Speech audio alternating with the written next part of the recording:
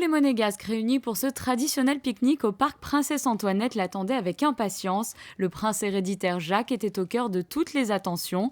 L'ouverture de ce rendez-vous a d'ailleurs débuté par la présentation de 2 arbres plantés pour les enfants princiers dans le cadre de l'opération Un arbre, une naissance. De nombreux élus s'étaient rassemblés autour de la famille princière. Comme le veut la tradition, les Palladiennes ont lancé le début des festivités par leur danse traditionnelle.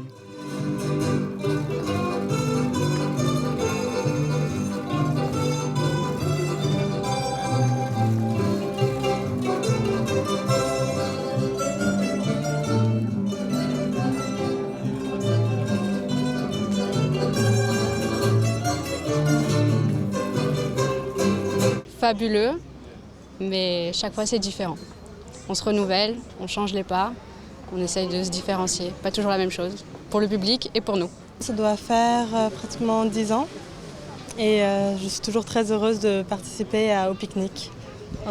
Le pique-nique, c'est vraiment quelque chose de Traditionnel, vraiment entre monégasques, ça fait toujours très plaisir. Une messe était ensuite célébrée par Monseigneur Barcy dans la partie haute du jardin. Nous tournons maintenant vers le Seigneur. Nous lui recommandons notre communauté, la famille princière. Nous lui recommandons tous ceux et celles que nous aimons et peut-être aussi ceux et celles que nous n'aimons pas assez.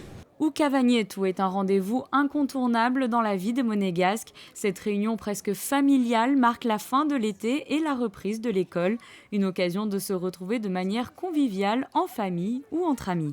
Cette année, ça a été quiche de verdure, quiche lorraine.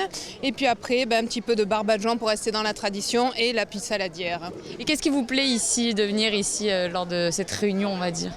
Déjà de manger dehors, c'est très agréable. Et puis de voir un petit peu tout le monde, ceux qu'on voit souvent, ceux qu'on voit moins souvent. Et de se retrouver en famille, entre amis.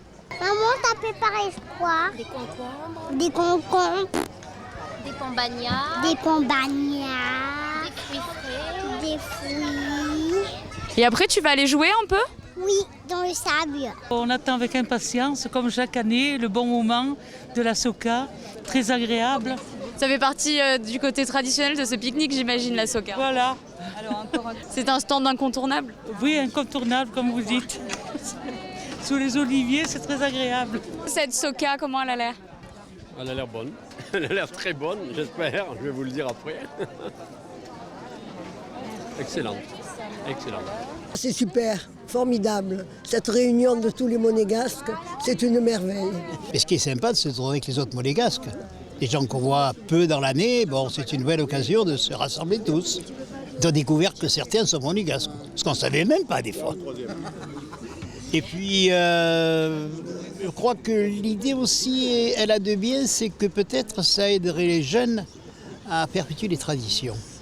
Et un pays avec des traditions, c'est un pays qui marche bien. Le premier festin monégasque s'est tenu en 1931, déjà au parc Princesse Antoinette. Il a ouvert une longue tradition en principauté et permet de célébrer la culture monégasque. Les plats, c'est parce que tout le monde fait cette chose-là. Alors, on rentre en plein dans la tradition, je crois. Il faut la respecter. Si on veut que ça perdure, il faut faire comme ça. Donc, ça a un côté sympathique et convivial. Tu viens chaque année ? Non, c'est la première fois que je viens. Alors, qu'est-ce qui te plaît, là, vu que c'est la première fois ? C'est bien parce qu'on retrouve des amis, il y a la messe, on voit le prince et tout. Et après, il y a plein de trucs bons.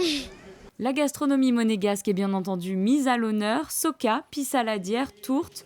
En plus des pique-niques, des stands proposent des spécialités à déguster sous les oliviers. Du côté des grillades, près de 300 mètres de saucisses sont prévus. On a l'équivalent moitié chipolata et moitié merguez. Voilà. C'est une longue préparation ? Oui, depuis 1 mois et demi avec la mairie. D'ailleurs, je les félicite parce qu'ils ont fait un gros travail chaque année. Et voilà. D'abord, là, on attend la fin de la messe.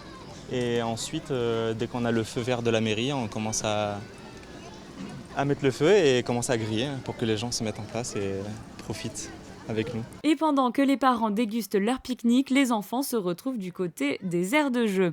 À noter que le parc Princesse Antoinette ne rouvrira ses portes au public qu'à partir du 14 septembre.